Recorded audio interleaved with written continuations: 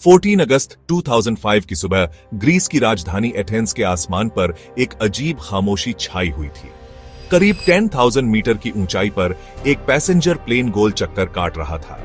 हैरत की बात यह थी कि पिछले 2 घंटों से न तो इस विमान ने किसी कंट्रोल टावर को जवाब दिया था और न ही कोई रेडियो मैसेज ट्रांसमिट हुआ था।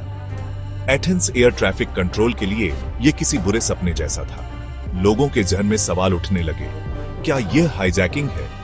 क्या कोई टेररिस्ट अटैक होने वाला है? हालात इतने गंभीर हो गए कि ग्रीक एयरफोर्स को अपने F-16 फाइटर जेट्स भेजने पड़े। लेकिन जब ये फाइटर जेट्स पास पहुंचे तो उनके पायलट्स ने जो नजारा देखा वो दिमाग सुन्न कर देने वाला था। विमान के अंदर एकदम सन्नाटा था। सारे पैसेंजर्स अपनी सीटों पर बेजान बैठे थे, मानो उनकी रूह निकल चुकी हो। और सबसे खौफनाक बात, कॉकपिट खाली था। बस एक शख्स दिखाई दिया जो पायलट जैसा नहीं लग रहा था। वो कॉकपिट में इधर उधर घूम रहा था, जैसे कुछ समझने या ढूंढने की कोशिश कर रहा हो।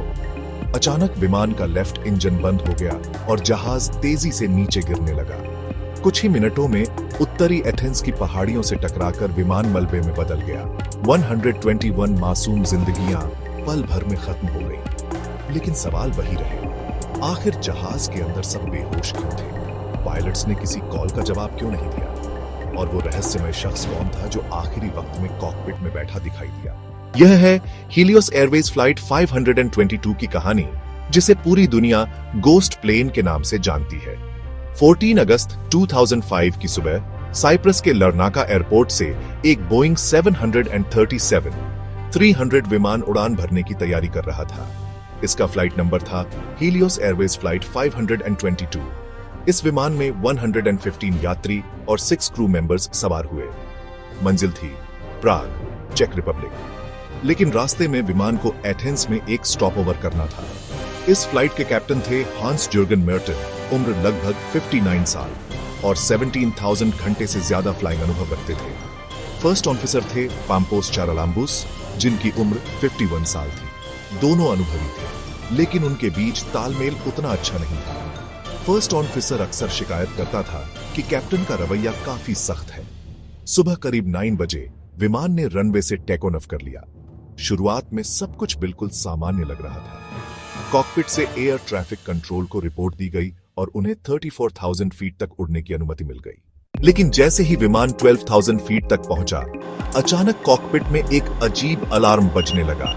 यह वही अलार्म था जो आमतौर पर टेकोनफ से पहले जमीन पर बजता है अगर कोई सेटिंग गलत हो, लेकिन हवा में यह बजना बेहद असामान्य था। 90 सेकंड बाद कैप्टन ने एयरलाइन के ऑपरेशन सेंटर से रेडियो पर संपर्क किया। उन्होंने बताया कि टेकोनफ कॉन्फ़िगरेशन अलार्म बज रहा है। ग्राउंड इंजीनियर ने जवाब दिया कि ये लाइट्स तो वैसे भी बंद होनी चाहिए। उसने यह भी बताया कि सर्किट ब्रेकर कैप्टन की सीट के पीछे होता है। फिर इंजीनियर को अचानक याद आया, फ्लाइट से पहले उसने प्रेशराइजेशन सिस्टम की चेकिंग की थी और शायद वही गड़बड़ी अब सामने आ रही थी। उसने पूछा, क्या आपके प्रेशराइजेशन कंट्रोल ऑटो मोड पर है या मैनुअल पर? इसी बीच विमान में ऑक्सीजन मास्क अपने आप नीचे गिर गए। यात्रियों को कुछ गड़बड़ समझ में आने लगी, लेकिन थोड़ी देर बाद ही ऑपरेशन सेंटर से संपर्क टूट गया। अब विमान लगातार ऊंचाई पकड़ते हुए 34,000 फीट पर पहुंच चुका था। यहीं से असली त्रासदी शुरू हुई। दरअसल टेकोनॉफ से पहले ग्राउंड इंजीनियर ने प्रेशराइजेशन सिस्टम को मैनुअल मोड पर छोड़ दिया था। उसे ऑटो पर वापस करना भूल गया। 34,000 फीट की ऊंचाई पर केबिन के अंदर हवा का दबाव लगातार कम होता जा रहा था। जब ऑक्सीजन कम हो जाती है तो इंसान का दिमाग केवल 10 मिनट तक ही ठीक से काम करता है। इस स्थिति को कहते हैं हाइपोक्सिया। इसमें इंसान को चक्कर आते हैं, सोचने की क्षमता खत्म हो जाती है और धीरे धीरे बेहोशी छा जाती है। यात्रियों ने अपने अपने ऑक्सीजन मास्क लगा लिए, लेकिन वो सिर्फ 10 मिनट की सप्लाई के लिए बने थे। कॉकपिट में बैठे दोनों पायलट्स को भी हाइपोक्सिया ने जकड़ लिया। उनकी सोचने की क्षमता धीरे धीरे खत्म हो गई और दोनों बेहोश हो गए। अब विमान ऑटो पायलट मोड पर अकेला उड़ रहा था। एयर ट्रैफिक कंट्रोल बार बार रेडियो पर कॉल करता रहा, कभी नॉर्मल फ्रीक्वेंसी पर, कभी इमरजेंसी चैनल पर, लेकिन कोई जवाब नहीं मिला। अचानक F-16 पायलट्स ने देखा कि कॉकपिट में एक आदमी दाखिल हुआ।